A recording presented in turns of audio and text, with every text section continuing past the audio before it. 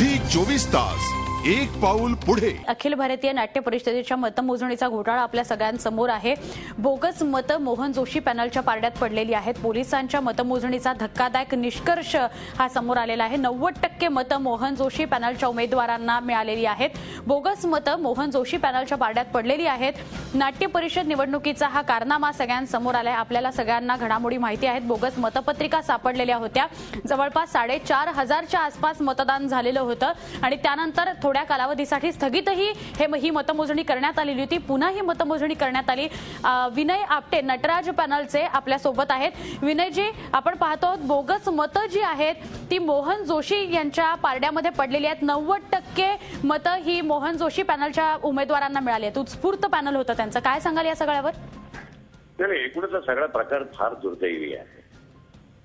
जे काही नाट्य परिषदेच्या निवडणुकीमध्ये चालू आहे ते निंदनीय आहे। या पद्धतीने याच्या आधी कधी निवडणुका झाल्याचं मला आठवत नाही। गेले जे काही 20 वर्ष मी याच्याशी संबंधित आहे नाट्य परिषदेशी। मला असं वाटतं पोलीस या सगळ्याची चौकशी करतायत। पोलिसांनी लवकरात लवकर याच्या मुळापर्यंत जाणं हे अत्यंत गरजेचं आहे। एकूणच सांस्कृतिक क्षेत्र जे आहे हे त्याची पारदर्शकता जी आहे हे टिकवून ठेवायची असेल तर पोलिसांचं सहकार्य, अधिकाधिक सहकार्य हे आम्हाला आवश्यक आहे आणि ते त्यांनी काम लवकरात लवकर करावं। आणि ही जे काही प्रकार होत आहेत किंवा जी काही कीड लागलेली आहे ही समूळ उखडून काढण्यासाठी मला असं वाटतं सर्व रसिकांनी याच्यासाठी प्रयत्न करायला हवेत असं मला वाटतं। नक्की विनयजी, सगळ्यात आधी आपण या संदर्भात तक्रार केलेली होती। बोगस मतपत्रिकांचा मुद्दा आपण पुढे आणलेला होता। आता पोलिसांनीच हा निष्कर्ष दिलाय की 90% बोगस मतदान जे आहे ते जोशी यांच्या पॅनलला म्हणजे उत्स्फूर्त पॅनलला झालंय। तर यावर आपण काही भाष्य कराल?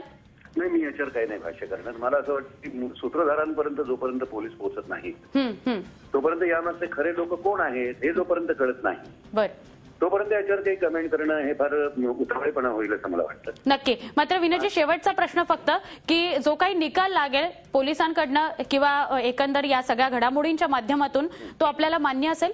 अर्थात करावा लागेल मान्य ना। आता तात्पुरतं तरी मान्य करावं लागेल। त्याच्यानंतर जर काही त्या निकालामध्ये आणखीन जर असं काही आढळलं तर कोर्टाचे दरवाजे खुले आहेत ना सगळ्यांना। नक्की नक्की। धन्यवाद आपण झी 24 तासशी बोलल्याबद्दल विनयजी। नटराज पॅनलचे विनय आपटे आपल्याबरोबर दूरध्वनीवरून होते। बोगस जे मतमोजणी जी चाचपणी झाली पोलिसांच्या निष्कर्षानुसार 90% मतदान जे आहे ते उत्स्फूर्त पॅनल मोहन जोशींचे जे आहे त्याला मिळालेलं आहे। झी 24 तास एक पाऊल पुढे।